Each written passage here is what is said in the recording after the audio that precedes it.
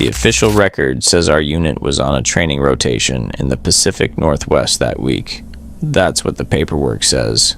That's what the paperwork has always said. I've spent a long time trying to decide whether to talk about this, not because I signed something, not because I'm worried about anyone coming after me at this point in my life. I'm in my late 50s now, bad knee, 2 grandkids. That's not the life of a man who loses sleep over government paperwork. The reason I never talked about it is a lot simpler than that. For a long time, I just didn't have the words for it. And the few times I tried, with my wife, with one guy from the team years later, I could see it in their eyes. Not disbelief exactly, more like discomfort. Like I was describing a dream that didn't follow the rules of how things are supposed to work, so I stopped trying. But I think about that valley every single week. I have for almost 30 years now, and I've decided that means something.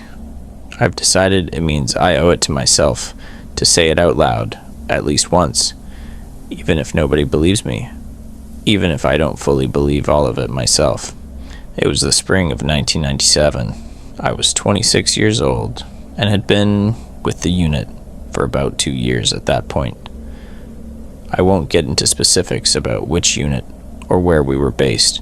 That's not me being dramatic. I just think it's the right call even now. What I will say is that we were a small recon element. 6 guys. Our whole job was to go places quietly, look around, document what we saw, and get out without anyone ever knowing we'd been there. We were good at it. We'd been doing it long enough that it felt routine. That was probably our first mistake going into this particular job, treating it like it was routine. The team leader was a guy I'll call Rourke. He'd been in for close to 15 years by then, 2 combat deployments, the kind of guy who made you feel almost embarrassed for being nervous, because he was never nervous about anything. And I don't mean he was putting on a tough act. I mean it genuinely seemed like his body had just decided somewhere along the way that fear wasn't worth the energy. You trusted him the moment you met him. I still do, honestly, even now that he's gone. The other 4 guys I'll only use nicknames for. Briggs was our medic, complained about his boots constantly, and I mean every single day, every single mission. Something was wrong with his boots. Webb was a quiet guy from somewhere in rural Tennessee. In 2 years, I never once heard him raise his voice. Harlow had been with Rourke longer than any of us, and I always had the feeling he knew more about whatever situation we were in than he ever let on. And then there was Colt, who was the youngest of us. I still think about him sometimes and wonder where he ended up. That's the team. 6 guys, 1 van. A mission that was supposed to last 14 hours. The briefing was short. Looking back, that alone should have told me something. Normally, we'd spend hours going over terrain maps, contingency routes, communication windows, the whole 9 yards. This briefing was maybe 40 minutes, and I remember thinking at the time that it felt almost casual, like the officer running it had somewhere else he'd rather be. Here's what we were told. Satellite imagery from the previous 3 weeks had picked up a valley in a remote stretch of the Cascade Range that had not shown up on any prior survey or topographic map of the area. And we're not talking about a small discrepancy. This valley was roughly 4 miles long and close to a mile wide at its widest point. According to every map that existed, that should have been a solid ridgeline. There was no valley there. There had never been a valley there. And now there was. On top of that, there had been 2 recon flights over the area. Both of them experienced complete communication failures the moment they crossed into the airspace above the valley. One pilot said his instruments went haywire. Compass spinning, altimeter. giving readings that were physically impossible. Both flights got aborted, and from what I was told later, both pilots were debriefed separately, and neither one was told what the other had reported. Our job was simple on paper. Go in on foot from the north, survey the valley floor, find whatever was causing the radio interference, get out from the south, one day in, one day out, with a vehicle waiting at the southern trailhead by 1800 hours the following evening. Nobody mentioned another team. Nobody said a word about anyone else having gone in there before us. That's the part that still makes me angry when I think about it, because I have to believe now that they knew. And if they knew, they should have told us. We hit the northern approach just before 5 in the morning. Pre-dawn, cold.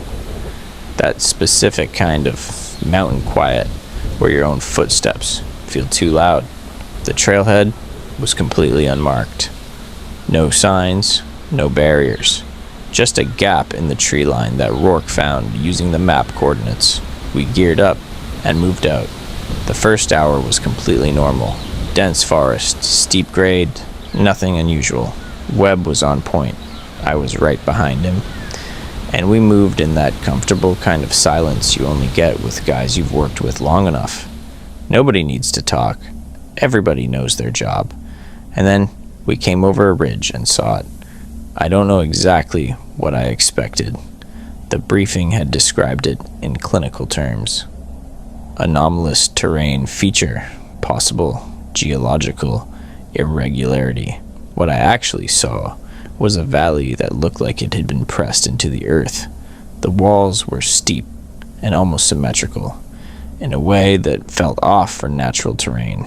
The floor was dead flat, dark soil, almost black, sparse grass, a creek running along the western edge that caught the early light. And here's the thing. My first reaction wasn't fear. It was closer to wonder.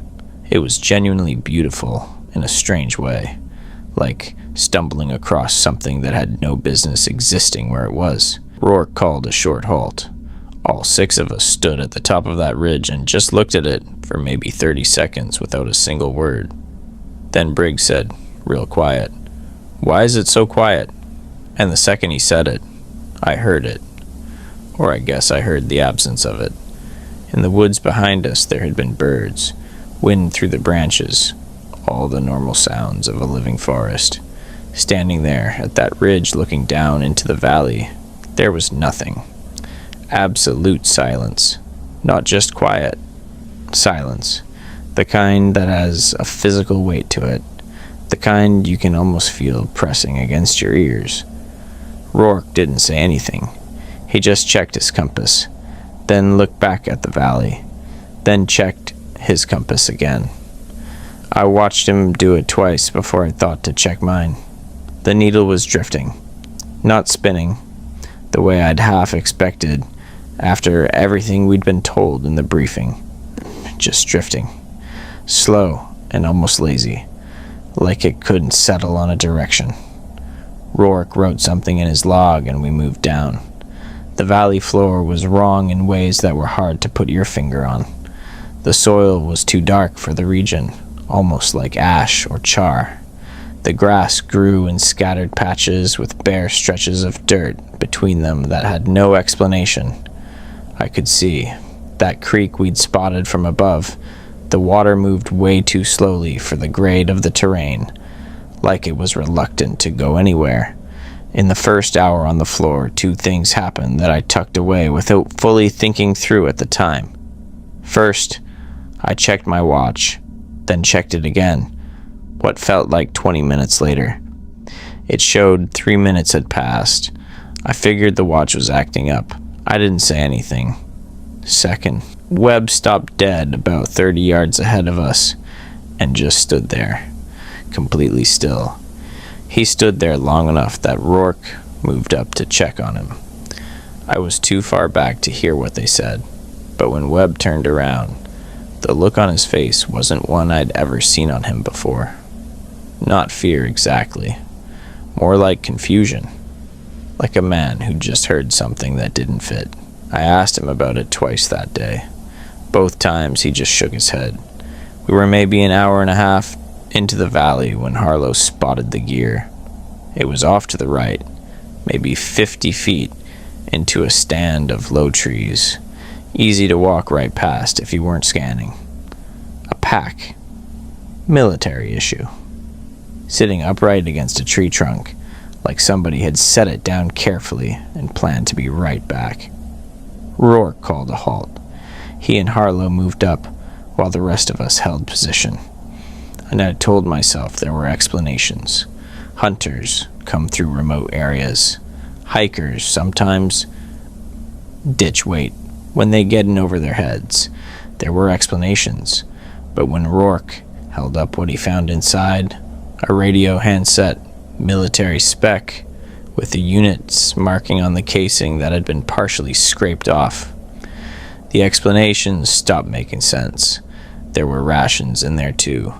Older packaging, a couple years out of date at least. A water canteen, empty, and a compass. I remember this part clearly, with the needle physically bent to one side, not broken off, bent, like something had grabbed it and pulled. No ID, no paperwork, nothing that said who it belonged to or when it had been left there. Command had said nothing about another team. We kept moving. We found the camp about 2 hours after that. It was tucked back into the western slope under a rock overhang that made it nearly invisible from the valley floor. Somebody had built it with real skill. The remains of a shelter, collapsed, but clearly intentional. A fire pit, long cold, equipment and personal belongings, arranged around the site in a way that felt orderly, even given the obvious abandonment. 2 damaged radios, one with the casing cracked open, and the internals half pulled apart, like someone had been trying to fix it. Battery packs, all dead. Medical kit, opened, some things missing. And personal stuff. A photograph, laminated. Weathered enough that I couldn't make out all the faces clearly, but I could see it was a group of uniformed men. 8 or 9 of them. Posed the way guys in the military pose for photos. Normal, just completely normal. Then there was the logbook. It was a standard military field notebook. Green cover, waterproof, sitting inside a sealed bag tucked underneath a flat rock at the base of the overhang in a spot that felt deliberate, like whoever put it there wanted it to be found. The last few entries were damaged and hard to read, but the earlier ones were clear. The unit designation didn't mean anything to me. The names I didn't recognize, but the date on the first entry, I read it twice to make sure I was seeing it right. 1983, not 1997, 14 years earlier. And those entries described a valley in the Cascades, anomalous terrain, communication failures, a recon team sent in to locate the source of radio interference, the exact same mission, the exact same valley. I stood there reading it, and I noticed my hands were completely steady. That surprised me. You'd think they would have been shaking. I think some part of my brain just hadn't caught up yet to what I was holding. Rourke read it after me, and I watched his face while he did. I had never seen that expression on him before. Not in 2 years. Not once. He was scared. He didn't say much. He closed the logbook, put it back in the bag, set it back under that rock exactly where we'd found it. Then he stood up, looked at all of us, and said, "We finish the survey, and we get out. Fast." So we moved. This next part is the hardest to explain, because it involves things I can't prove, and can barely put into words even now. Sometime in the early afternoon, I believe it was early afternoon, though I honestly can't be 100% sure anymore, our radios went completely dead. Not static, not interference, just silence. Total carrier silence. Like the radios had simply stopped being radios. Rourke tried his. Harlow tried his. Same thing across all of them at the same time. We had a scheduled check-in at 2 o'clock. When we missed it, command would follow protocol. We knew that. We had a contingency plan. We were not panicking. We were trained, professionals, dealing with a bad situation. And we had a plan to deal with it.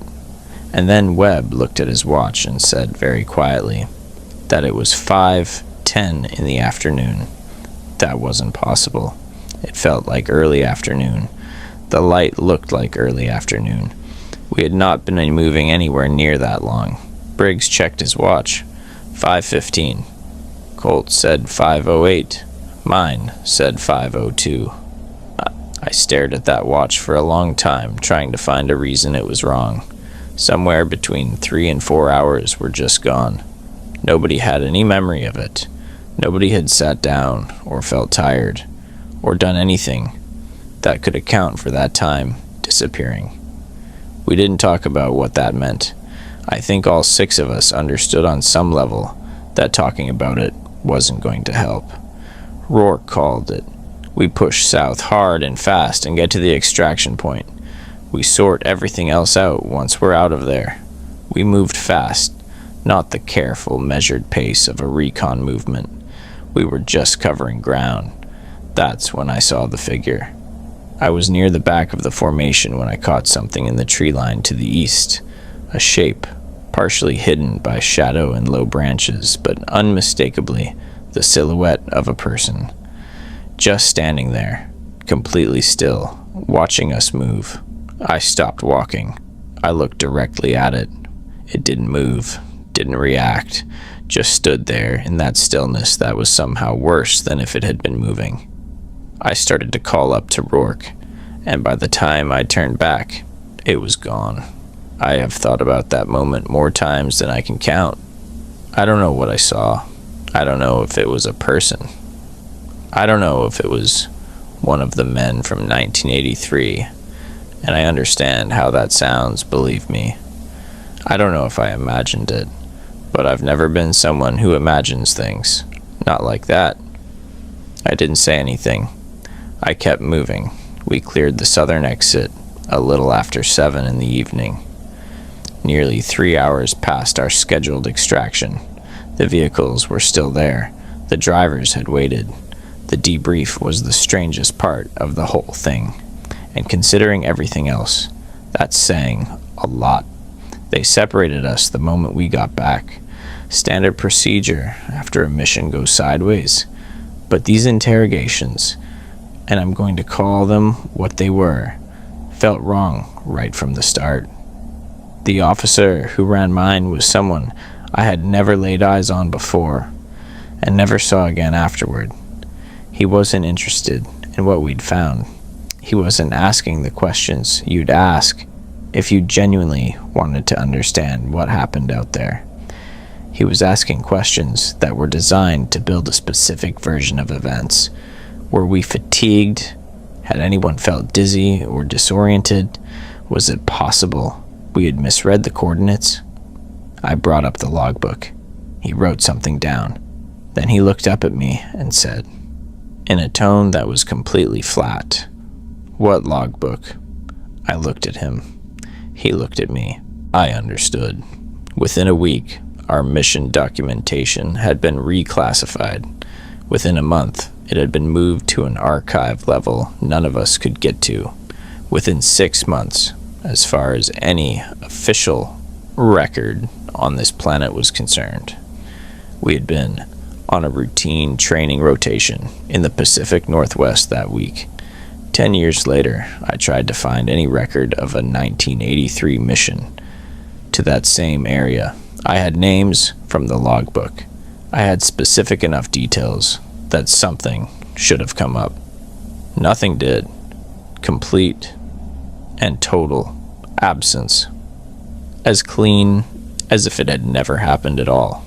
I've turned this over in my head for a long time now. I still don't know what was in that valley. I don't know why they kept sending teams in. I don't know what happened to the men from 1983. There was nothing in those final entries about getting out. Nothing about extraction, just the entries, and then nothing. What I've landed on is this. I don't think they erased it because it was embarrassing. The government erases embarrassing things all the time, and they don't do it this clean. This was something different. This was the erasure of something that nobody knew how to explain. Not to the public, not to Congress, maybe not even to themselves. There is something in that valley that doesn't follow the rules. I don't mean that in a dramatic way. I mean it in the plainest way. I know how to say it. The rules for how a compass works, how time moves, how a 4-mile-long valley doesn't exist on any map ever made and then does. Those rules don't apply there. And I think whoever is responsible for knowing about things like that made a decision a long time ago that the right move wasn't to study it or explain it. It was to make sure as few people as possible ever knew it was there. Rourke died in 2011. Heart attack. I went to the service. We hadn't talked in years, and I stood near the back of the crowd and wondered whether he ever told anyone. I don't think he did. That wasn't who he was. I still think about the figure in those trees. Not with fear anymore. Not exactly. More like this worn-out curiosity. Well, whatever it was, it didn't follow us out. Or if it did, I never knew about it. I've made my peace with not having answers. At 26, that would have eaten me alive. At 58, I found something that at least looks like peace from the outside.